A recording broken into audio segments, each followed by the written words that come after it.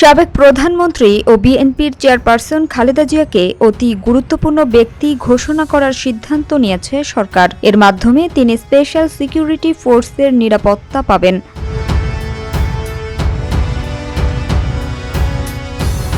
অন্তর্বর্তী সরকারের স্থানীয় সরকার উপদেষ্টা আসিফ মাহমুদ সজীব ভুঁইয়া গতকাল সোমবার দিবাগত রাতে 12:30টার দিকে এ বিষয়ে তার ভেরিফাইড ফেসবুক পেজে একটি পোস্ট দেন।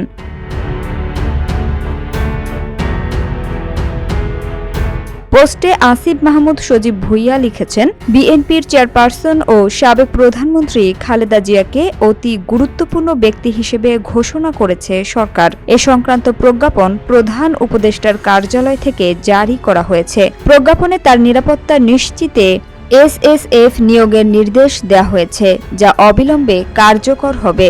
গুরুতর অসুস্থ হয়ে গত 23 নভেম্বর থেকে হাসপাতালে শয্যাশায়ী খালেদা জিয়া। তিনি রাজধানীর এভারকেয়ার হাসপাতালে চিকিৎসাধীন।